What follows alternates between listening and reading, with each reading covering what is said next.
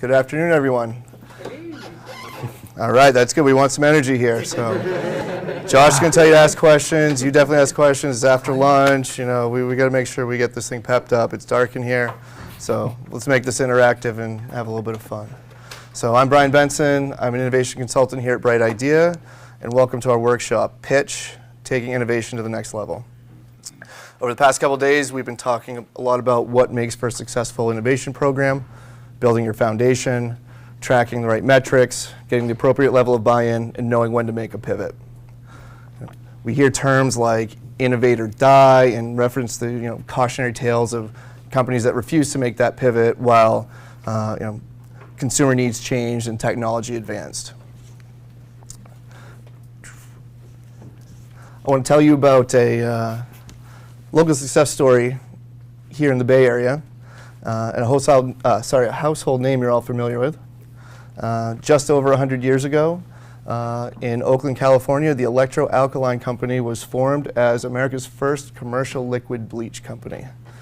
Today, they are Fortune 500, fast-moving consumer goods company you all know as Clorox.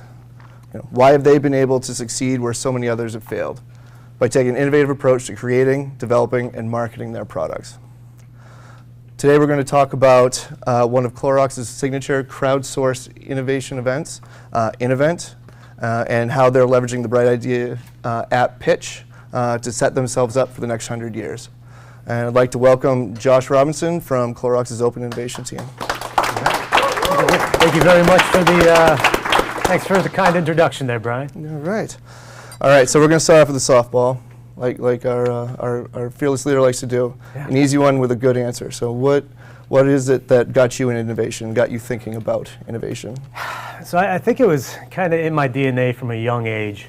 So I was the type of student that, like, if I was in a class and it was just kind of regurgitating stuff I already knew, it was really boring. I didn't really engage. But if it was something new, if it was really exciting, I was there. So I think this really came to fruition. I was in college. I was majoring in chemistry, and I saw that I was going to my classes, I was getting engaged, and then I got involved in a research lab. And it's like, all right, I'm not learning stuff from 50 years ago now. I'm like creating the new technology of the world. And so I started actually skipping classes to be in the research lab as opposed to skipping classes to like go to the bar or something like that. And that was around the time I was like, maybe this should be what I go into.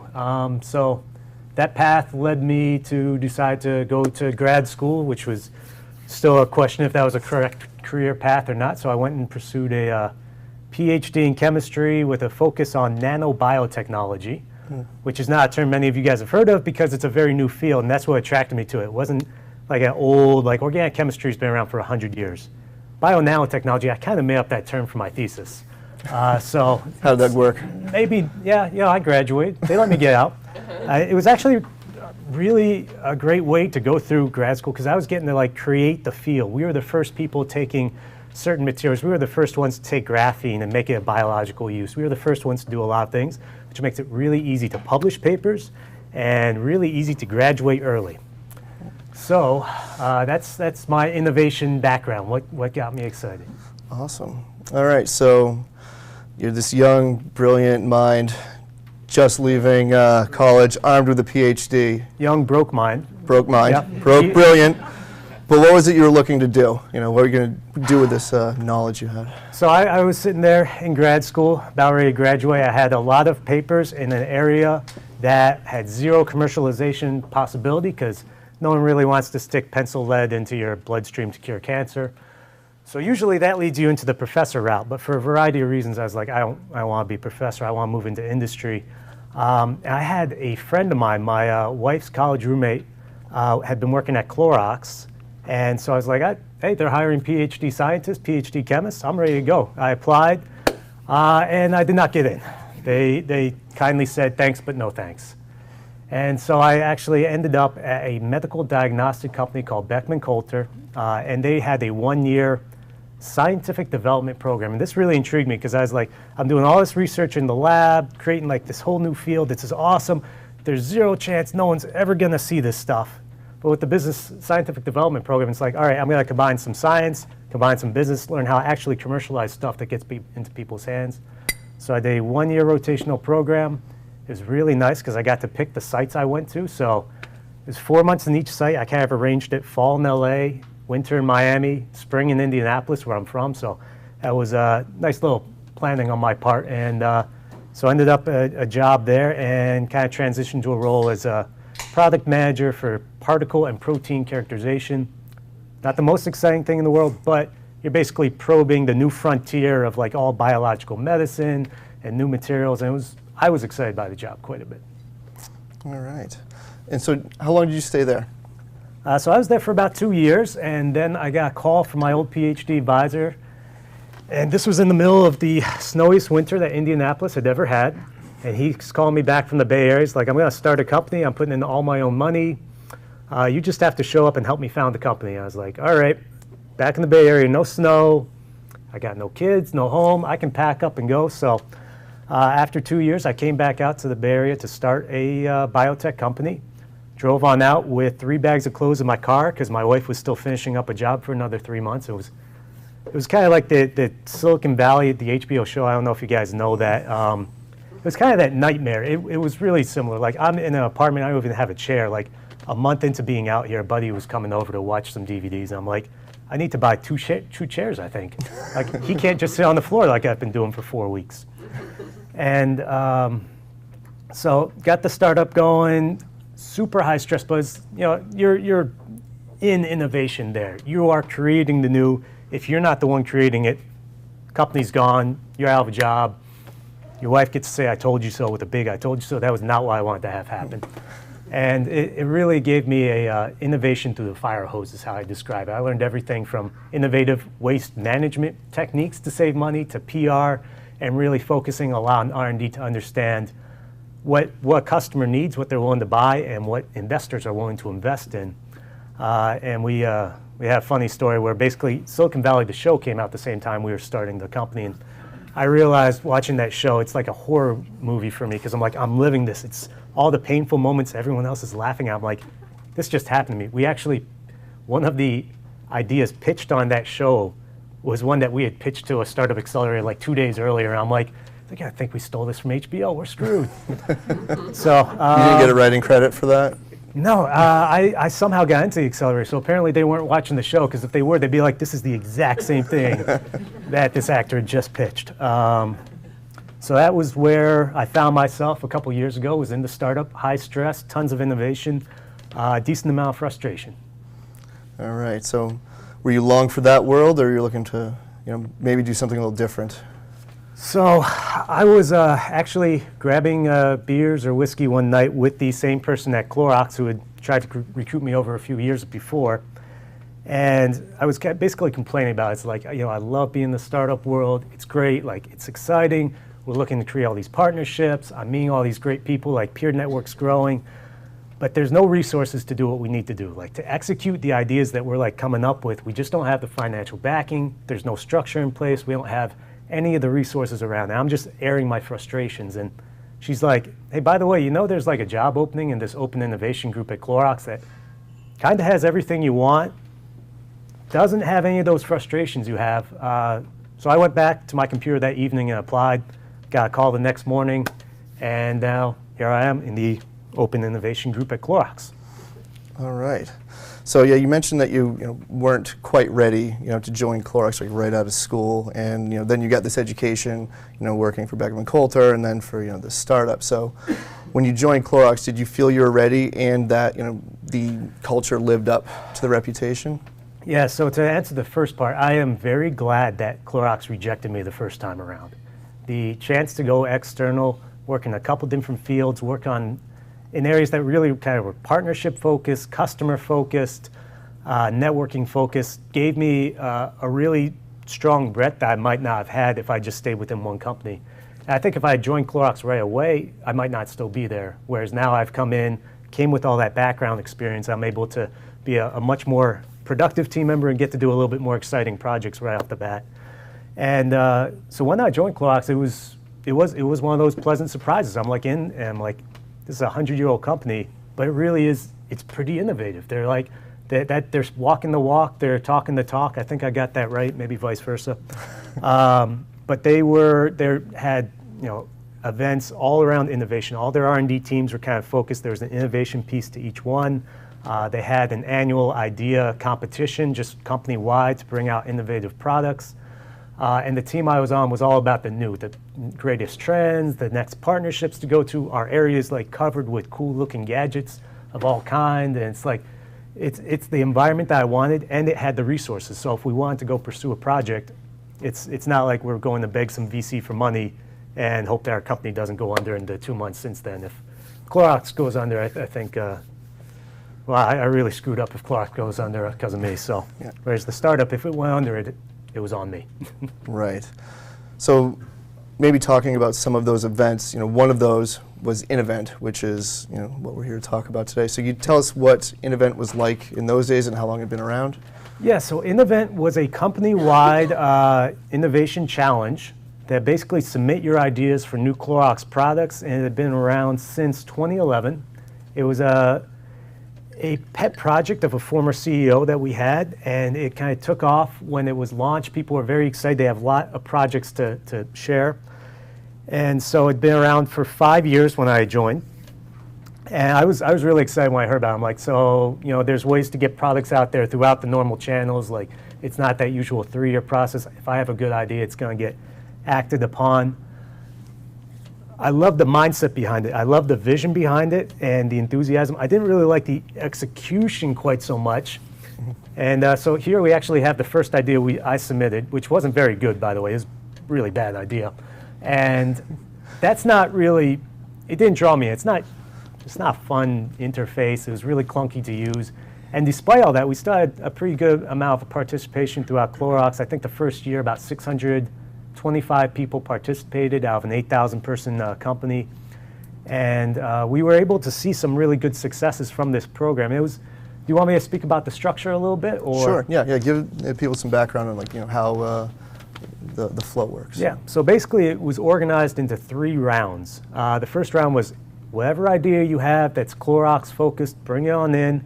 We want you to put some thought behind it. We don't want just one sentence. We want you to have thought out, hey, why is this cool? Who's the customer? How is this going to go to market? Is this feasible for us? So we want people to have some more thought than just oh, we should buy a race car company. And so all the ideas came in. There was kind of crowd voting from all your peers to see which ideas moved on to the second round. So it was based on number of comments and number of votes on ideas, indicated which were the top 20 ideas. Top 20 ideas then gave a business summary, 1-page business summary that was presented to the executive committee. The executive committee would choose to sponsor roughly 5 ideas a year. And each idea had one sponsor on the executive committee. So 2 years ago, the CEO sponsored an idea. So they were really under pressure to do a good job with it. To make sure that went through. So yeah. What kind of returns were some of these ideas generating? So we had the first product to make it to market was Glad Matchwear. And this was out of the 2012 InEvent. And it was pretty straightforward. Hey, I got Glad products. I want the lid to match the container so I know which one goes with which. It's launched to a couple $1 million of increased sales from Clorox that we wouldn't have gotten otherwise. It was brought together. So basically, I forgot about the last piece of the InEvent competition. So after you pitch your idea, you get the 1-page pitch, the executives approve of it. Then you get 2 months to craft a 10-minute business pitch in front of them. You get to pull together a team. You get 4 or 5 other team members with 10% of their time committed to you. You're going through entrepreneurship training, like how to build a go-to-market slide, how to get agile and lean, really scrappy to get consumer feedback. Teams are given a nominal budget of $2,000, which is just enough to realize I don't have any money to do anything with. And so this team was composed of people from design, from R&D, from marketing, and from creative communications. So it was a team that's really cross-functional, and that's how we encourage these business pitch teams to go really cross-functional, get everybody in who might have a completely different perspective. They launched, it was successful. It took about a year and a half, I think, after it went through InEvent to actually hit the market. There might have been a delay somewhere in there, but basically these 5 ideas that are pitched in front of the executive committee, it's Shark Tank style. If they get funded, it gets put into a business unit. The business unit commits resources to it, and they try to make it go to market. Yeah, And more often than not, they're successful. First one was Glad Matchware. yeah. Oh, yeah, question. Oh. Yeah, so the teams formation, right? Like the people is that volunteer based, or how did the person with the idea get to go pick the people for their team? The person with the idea goes and recruits people to the team. It's volunteer based. You are asking for 10% of the time, so it's not 100% everybody yes is in. Some people will be like, I kind of swamped these 2 months. Maybe you go this person, maybe you go that person.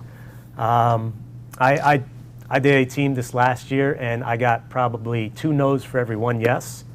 I think that's probably pretty typical, but Clorox is a big company, and we got a lot of talented people, so you're able to scrap together a pretty good team. I was really happy with my team. Is there any pushback from managers, or just from the actual people? It's not that the managers are pushing back. I didn't hear from anyone's manager saying, hey, why are you taking my person off for 10%? It's just people, certain times of year, they'll get busy, and they just recognize that, like, hey, my plate's full. I can't push off the work that I'm basically being evaluated on throughout the year.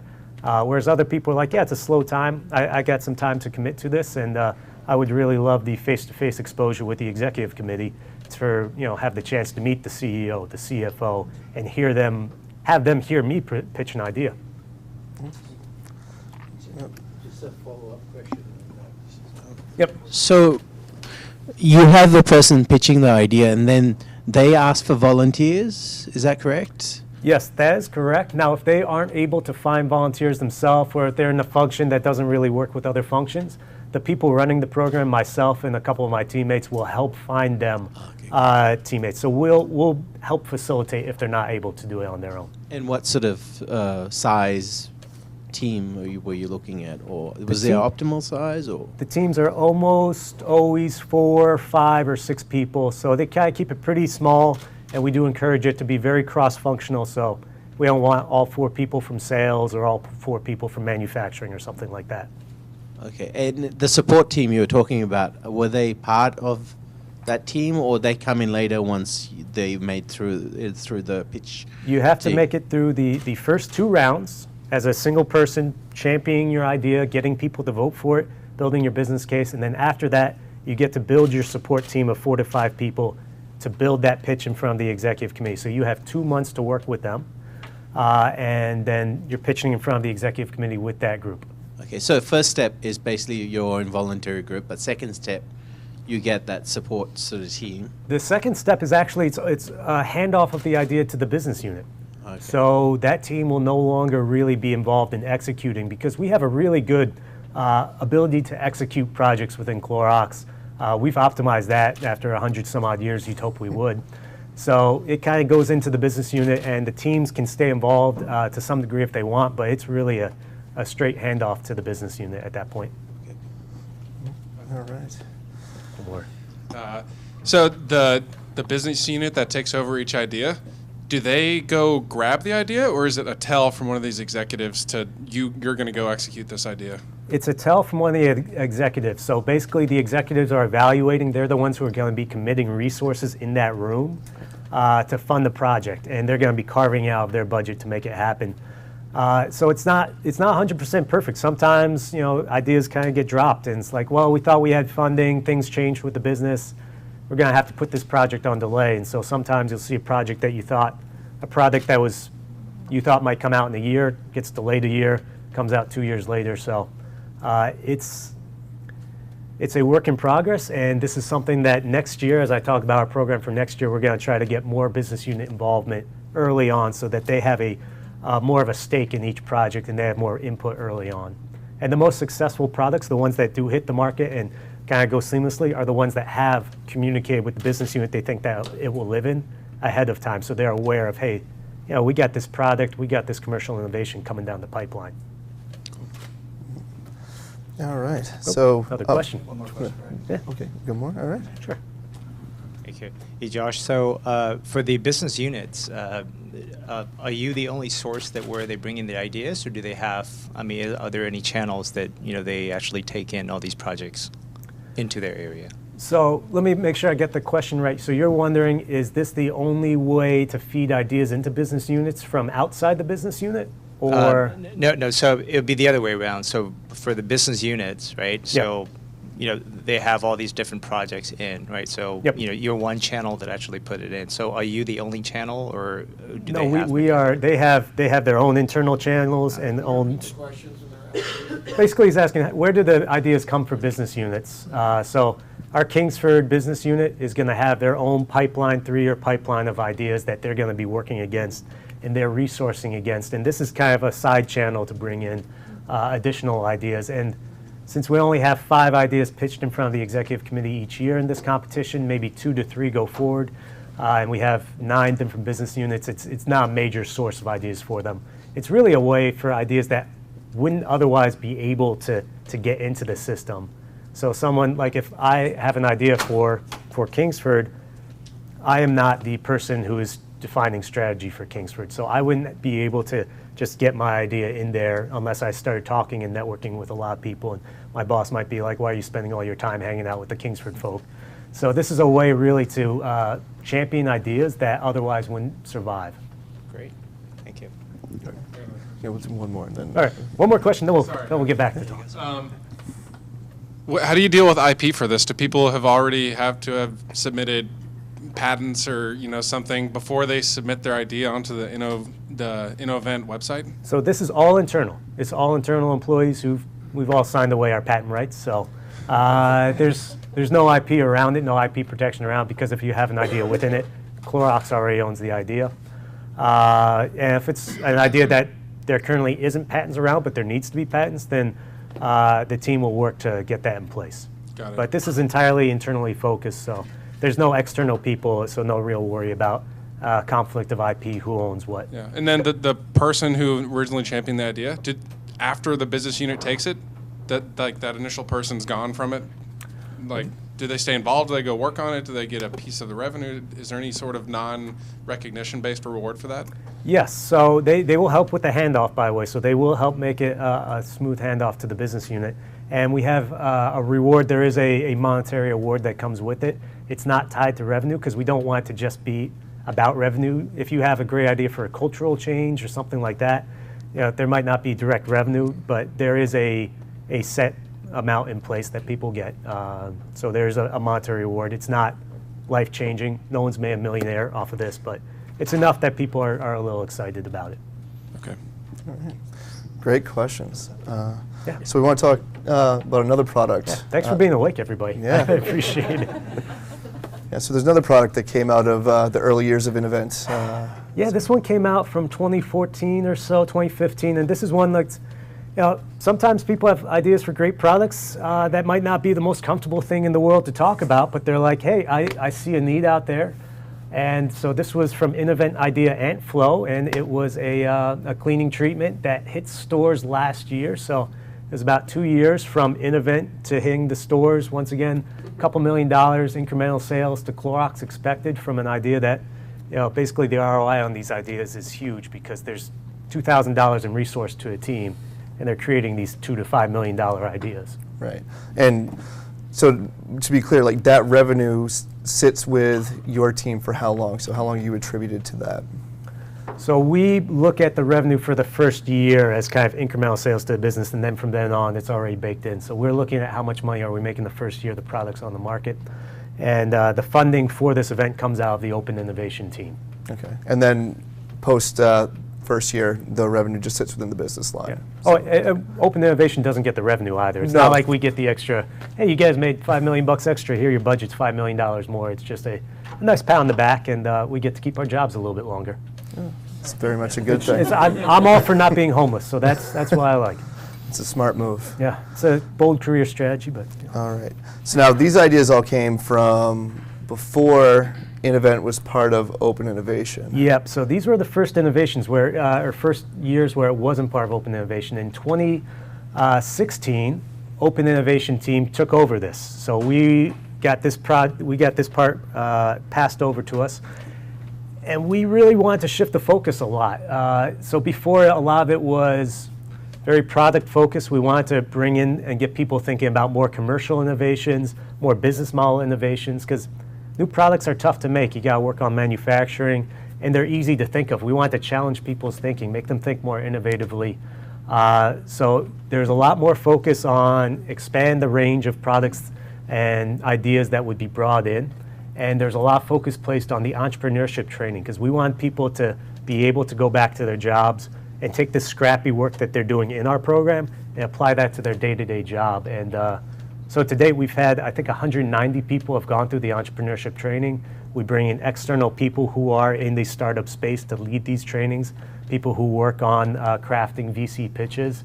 And we basically tell them, hey, this is like a venture capital pitch you're doing. You're trying to get funding for an idea from a group of people sitting around the boardroom who have suits on and act like a Shark Tank. So just treat it like that. So these people have gone through that experience and now bringing that same thing back to supply chain, to manufacturing, to open innovation team sometimes. So. All right. So the process is making its impact across the company, revenue and culture shift, and capabilities-wise. Yeah, we see a pretty strong growth in Clorox from innovation-related sales and innovation-related revenue.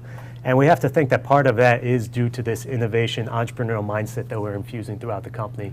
It's tough to quantify exactly, hey, we made X amount of dollars because 190 people are entrepreneurs now. But you see the range of products we have, and I can speak to a few of these in a minute, and you'll be like, these weren't people who are just punching a clock to come up with some of these ideas. Exactly. And you mentioned that you had this new focus now with Innovent coming under R&D, so it wasn't just product-based, but commercial-based, what have you. So there's one idea in particular we wanted to talk about. Yeah, so one of the ideas that came through was Burt's Bees Natural Launchpad. So this is a business model innovation. I have to say it's the most brilliant idea ever. Not coincidentally, it came from my boss. So I mean, brilliant idea, great idea. But no, it's a really interesting one.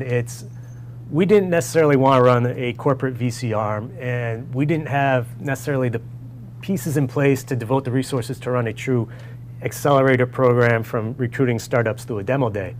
But one of our business units, Burt's Bees, really wanted to be connected to the natural space. So what they did was they had this natural launch pad where 10 natural startups in any space that doesn't directly compete with Burt's Bees, so anything other than like lip balm or cosmetics, could come on in, and they got a $10,000 grant.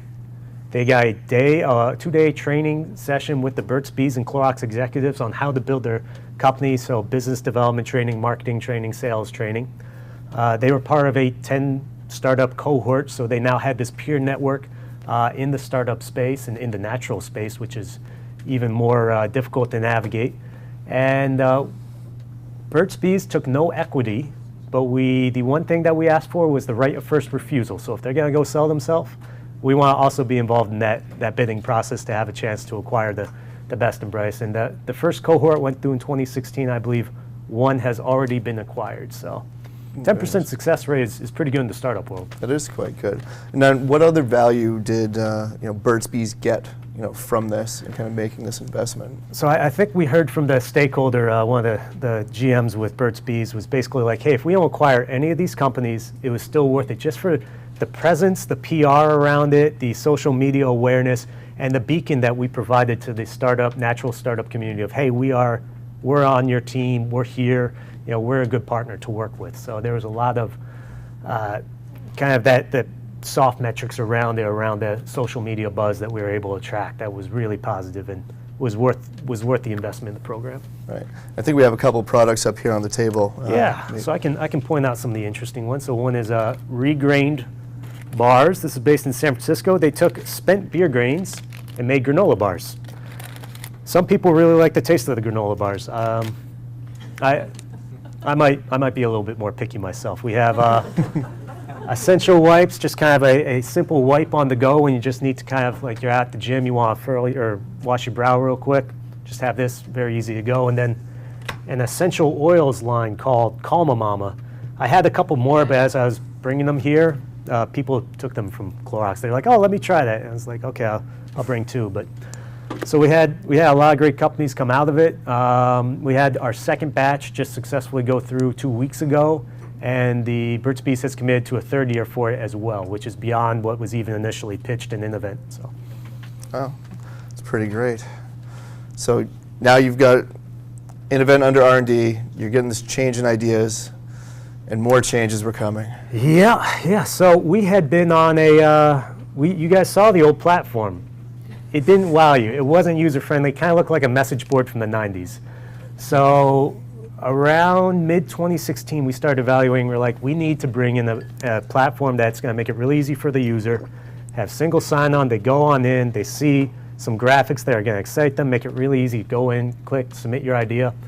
And so we brought on Bright Idea in November 2016 to run our annual idea competition in 2017, which kicked off in mid-January. So Brian, myself, and a colleague, Adam Petler, had about 6 weeks to put the whole competition together on Bright Idea. And it was a complete failure. That's why I'm up here talking right now. It was just awful. No, it went great. We had the highest engagement that we'd ever seen. Out of an 8,000-person company, we had almost 2,000 people participate. We had 126 ideas, which was the most to date. Mm-hmm. We had 800 comments, which was by far the most to date. And that's one where we really saw value, because people are putting in ideas, and that's great, you have your own idea, but we see a lot of value from people building on ideas. From like, all right, idea X is great, but have you thought about why? Well, if we tweak it like this, and then you just kind of see it grow and grow and grow and get more excitement. And that's where we saw each idea on average had 8 comments building on it. And so it was really successful. We were able to incorporate the single sign-on, no problem. And now we actually could get data analytics on it. The old platform, I had 0 information besides how many ideas were submitted, how many people went in. I couldn't tell you how often people went in. I couldn't tell you what the rate of ideas being submitted were. I couldn't tell you what functions they're from. So now we know, hey, this function, product supply under indexes a little bit, marketing over indexes. So now we can change our PR message when we're putting out the campaign next year. So it's been pretty nice. Awesome. Oh, just got a question here. Yep. Just a question in your process here. Your voting, I found that voting's not always reliable for various reasons. Like, there's campaigning, the ideas come in late, the earlier ones get more ideas. Do you use that as a input for your next phase, or it's like, how do you leverage that voting? So the voting is what we use to decide which ideas go on to the second round. So basically the top 20 ideas based on votes and comments are the ones that are going on to the second round, with 2 additional ideas selected by the OY team. Adam and Ken and myself, who are on the team, decide 2 additional ideas that we think are really in line with what the business units are working on. But the thought is that in this first round, we have so many ideas come in. We have 126 ideas come in. We can't possibly evaluate them all with a careful eye. So, it's like in the startup world, you might have the world's best idea. If you don't have the passion to go out and raise awareness around it and build some enthusiasm around it and put some thought into it, you're not going to be able to go forward, even if you have the best idea. And our thought is, if you really love your idea, you're going to go out and talk to your peer network. You're going to talk to other people in your function. You're going to email out and be like, hey, go look at my idea, vote on it, comment on it. Yeah. And so we think that first round, it does kind of get the people who are just more passively adding ideas versus the ones that really have passion for it. But then from then on, there's no crowd voting. It's all executive committee decision. Yeah. Now, I can see the value in that, because you're basically using the crowd to sort of narrow down your choice, and you save all that time in evaluation, which is fantastic. Do you have a separate window, voting window on ideas? Like, how long is it? Yep. So we kick off the competition. We have 6 weeks for people to submit their ideas, and then we have 1 additional week for voting only and commenting only. So there is that additional time, and we do a lot of marketing around, like, hey, 1 week left, go out. We'll kind of send out those newsletters to the company to let them know there's 1 week left, go out there. We'll have it in our R&D and company-wide town halls, broadcasting to the whole company, like, this is your chance, go find out the ideas you love, help support the ones you love to make them get to the next round. And maybe if you just walk through how long those second 2 phases take. Yep. So the second phase, where the top 22 ideas, the 20 that were voted on and 2 specially selected ones, they have around 10 days, I believe, to put together a business pitch. And our team will hold office hours to help them craft that business pitch for people that aren't familiar with that. And we have a template that they can work off of. So if you are completely new to the process, you're not hopelessly lost. And then the third round lasts for, I believe the ideas are selected end of March, and you're pitching mid-June. So it's about 2.5 months to craft this 10 to 12 slide business pitch for the entire executive committee. And the criteria to move to 2 to 3? Yeah, criteria for 2 to 3. So those 22 ideas, we actually get the executive committee, sit them in a room for a couple hours, present all 22, and the executive committee will choose to champion one. So basically, say our CFO will be like, I want to sponsor this idea. I really like it. I'm sponsoring this idea. I'm going to like lead the team. Now, he's not going to be involved like on the day-to-day operations, but he's a resource that idea submitter and the team he builds or she builds can use to leverage. So and only ideas that move forward are the ones with executive sponsors, and typically we see 4 to 6 of those ideas move on. But is there a pitch at that point, or the pitch comes later? No pitch at that point. That's just closed room. These were the ideas that moved on. The pitch is at the very end. So you discuss those ideas. You don't get the idea presenters to come No, in. no. The idea presenters just put together the business model. And then they review it, and then they. Okay. Yep. Do any of the ideas?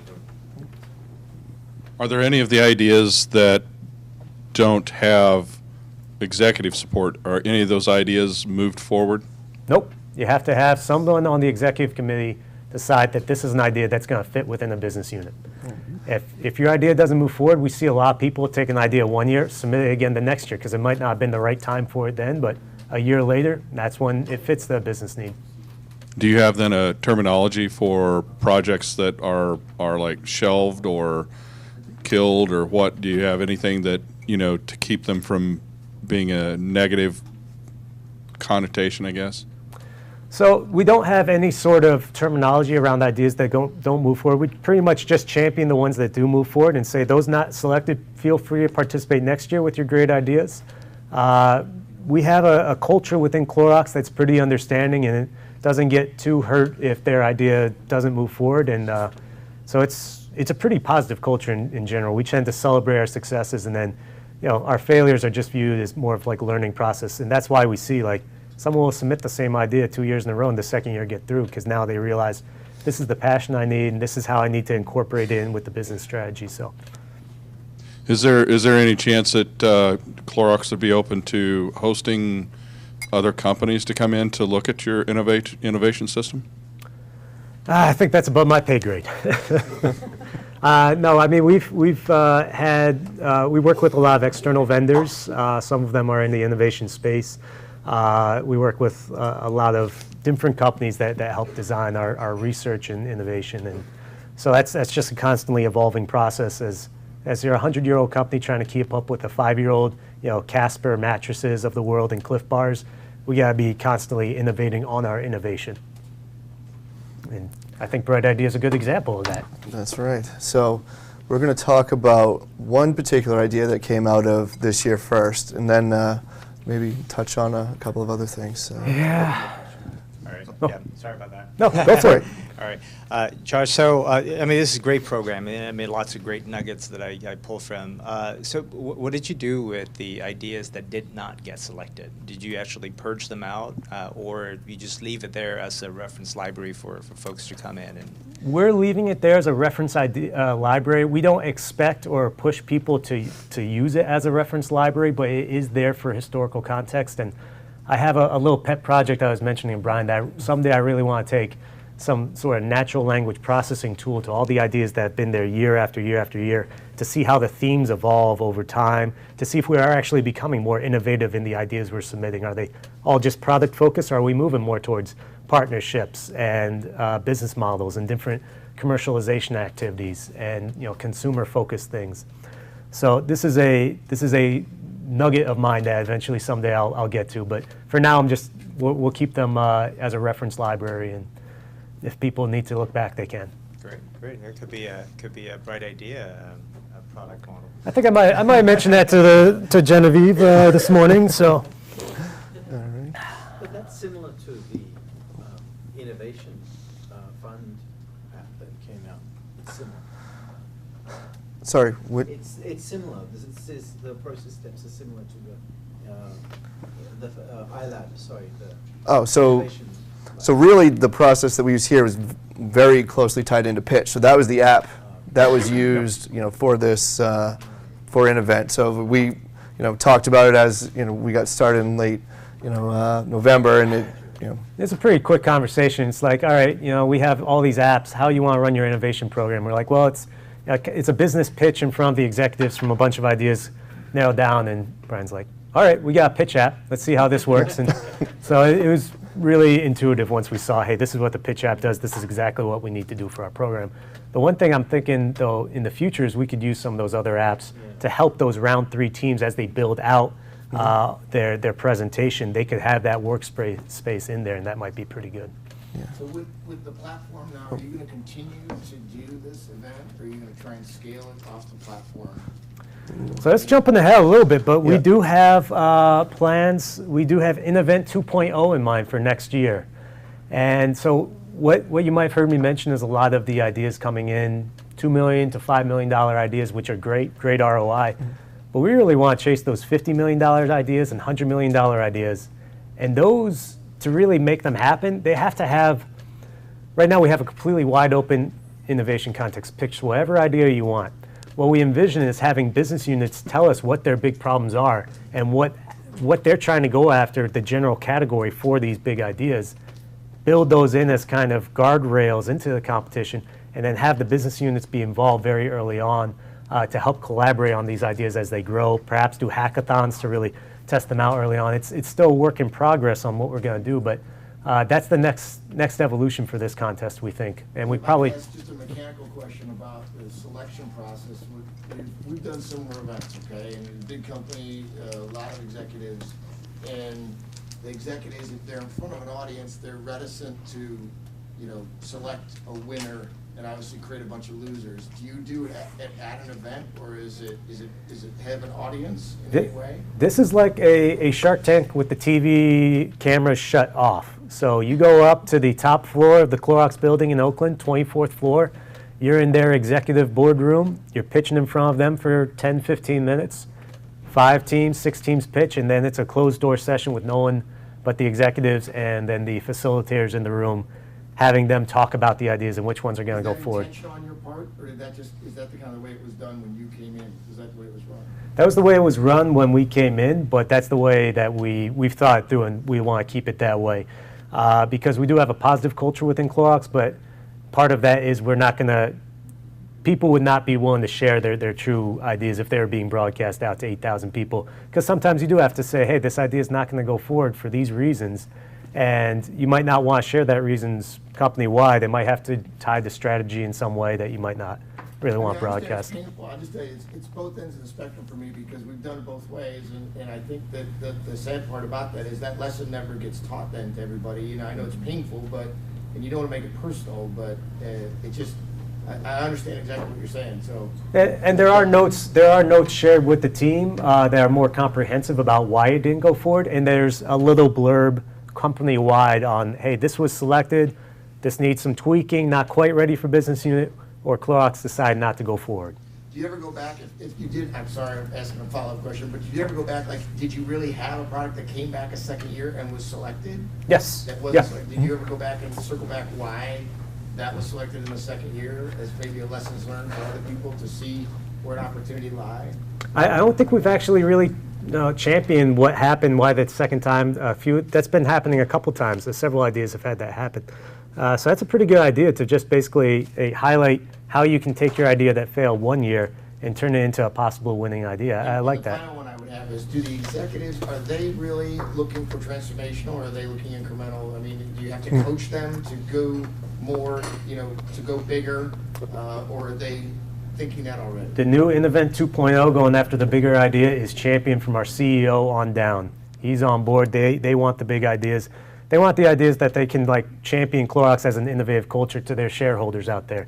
$2 million ideas aren't going to really make shareholders care about a $6 billion company. But if we start getting $100 million, $200 million ideas out of this, that's when you're like, hey, Clorox, beacon of innovation, not just within the company, but to the larger CPG world as a whole. Sorry, another question. So is it because the people aren't thinking big enough in their idea, or is it because the executives aren't picking ideas that have that transformational capability? I think so. This is a little bit of speculation on my part, but with a really big idea, you need a lot of resources. Not air covered. Well, it's more that we already have our 3-year plan, 5-year plan for each business unit on what projects they're going to attack. Adding a $2 to $5 million project onto that doesn't really kill their resources. They're able to absorb it.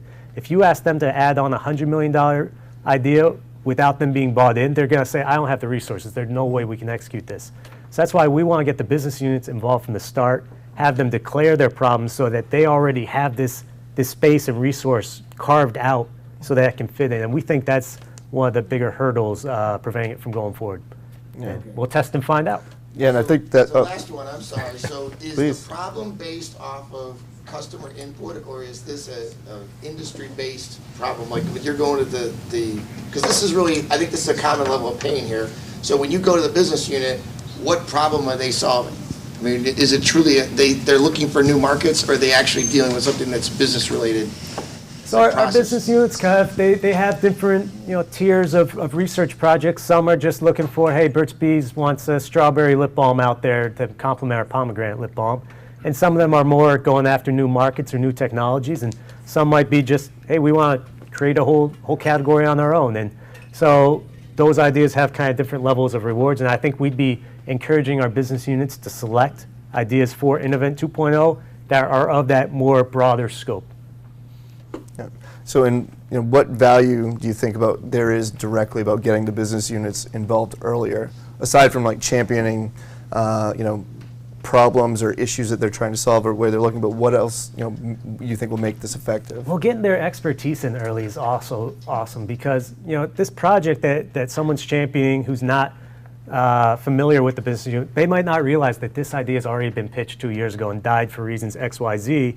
But if they pivot it, it might be successful. And having the business units in there might help avoid hurdles that have already been hit before. Just why would they care? I mean, why would they bother? I mean, how do you make that engagement happen? So, well, first off, because our CEO is pushing it down, so that's one reason to care. But I think it's not difficult to get people excited when you say, hey, we're going to be chasing after a $50 or $100 million idea. This is going to be the thing that you need to boost your growth for the next 2 years. If this works, you're awesome. Like, hey, maybe this doesn't fail, but you want to create that nugget in their head, like, well, if Josh is right, this could be really big. If all his assumptions are right. And so I think we can craft it to the business units in that way, particularly with some top-down pressure from their bosses saying, hey, get on board with this, that we're not going to hurt for a lack of problems. Oh, question up front. So it's great that you guys are doing some training on the pitch itself, but that's later in the process, round 3. Yep. A lot of folks that are in the round 1 side doing elevator pitches to get others to buy in don't have the skills to do that. So do you do any training or basics to the masses related to encouraging them to grow some basic skills, to do elevator pitches, to onboard other folks on their ideas, things like that? So we structure our idea submission to be pretty complicated, to have a lot of questions that we think they need to have thought of ahead of time to build that elevator pitch in. So they have to think about the consumer ahead of time. They have to think about the market ahead of time. And it's very much a passive training, but we think the idea submission form itself gets people in that mindset where they can talk about the pros and the cons of their idea, why it's going to be big. So if you're able to fill out the submission form, you should be able to talk 30 seconds to your peers about why it's a great idea. We even have a section, hey, why do you think this idea is awesome? So yeah, it's kind of like a mini business model canvas almost, the way you have it set up. So it hits a lot of those, and so that's a little bit passive. We also do have all our entrepreneurship trainings available. So if someone wanted to go seek those out, they might not be able to sit in the hour class, but they can go download the presentations from the past 5 years that have notes on them, and I believe there might be recordings. So it's not something we're trying to keep hidden. It's just there's only so many people we can have actively participate. Okay. So now we're talking about thinking bigger and moving forward. What are some of the other metrics that you're looking to improve? So we're going for higher ROI, but also you're reaching probably a quarter of the company now. We're trying to do more. So what other ways are we thinking about to achieve a higher number? Yeah, I think we'd really just want to see a higher participation across the board in all functions and really measure like, hey, how is each function participating in an event? I think one thought we have is manufacturing index is a little low.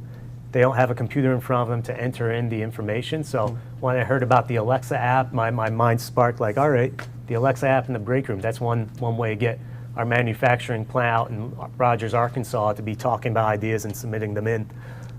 So that's one thing we do want to get higher engagement. And we'd love to see more diversity of ideas, just more innovative ideas, more out there ideas.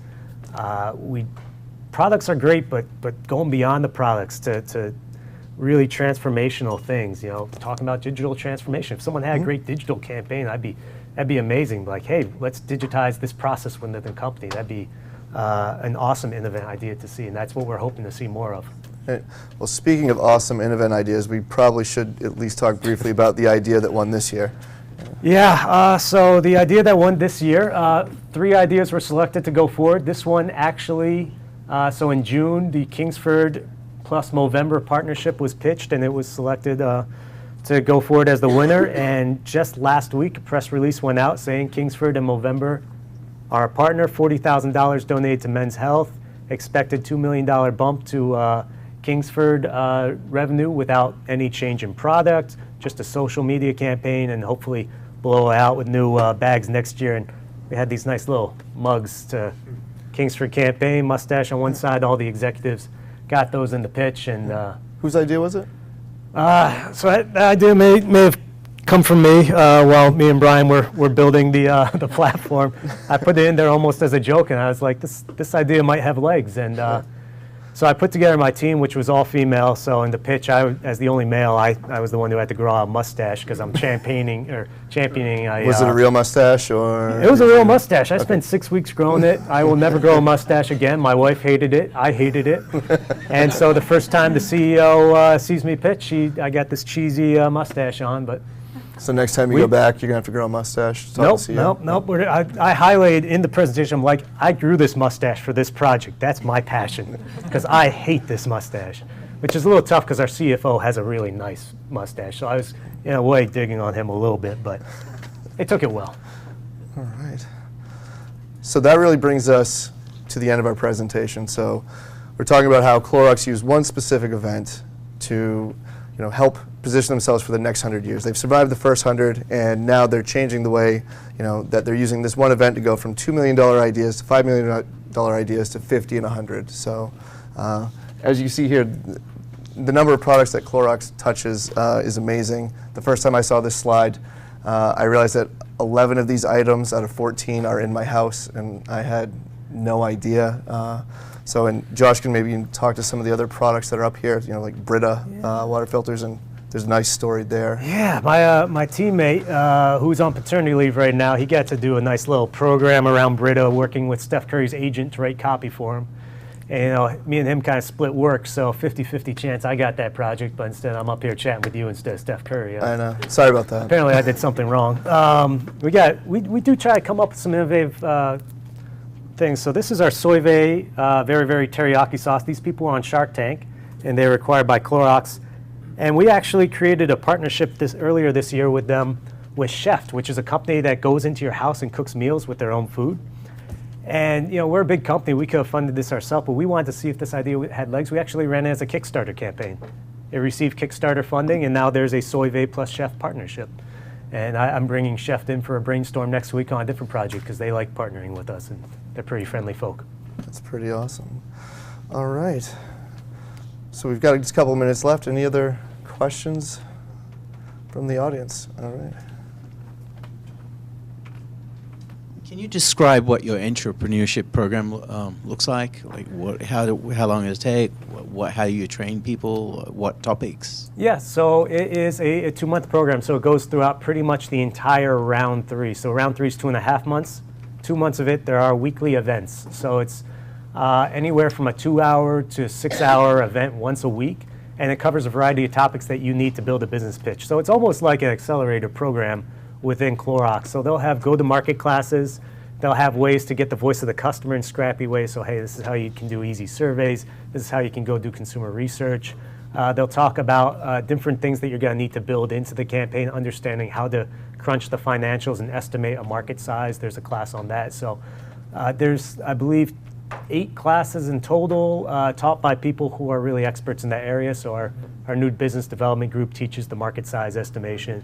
We have an external person come in, teach the go-to-market class 4-star, who's involved with consulting with a lot of startups. So It's a pretty involved program. It does actually take a decent amount of budget to bring in these people, and we are asking people to carve out a lot of their time, but we get feedback that we run after the survey for all the teams that go through. It comes back as probably their second favorite experience other than pitching in front of the executive committee, which many of the people are meeting for the first time. You could almost like capture videos and create an online version of that. So the rips save on such like calls. Yeah, that's not a bad idea, and just kind of have if you can't attend in person, here's the video for it. If you're just interested in entrepreneurship in general, go to our training area and look up the video. We'll put that in for next year. Yeah. I got some ideas I need to jot down here. Luckily, this is being recorded. Oh yeah, all right, there we go. Well, where's the Alexa app? I'll put in the bright idea. That's right, yeah. Allison, where do we put that?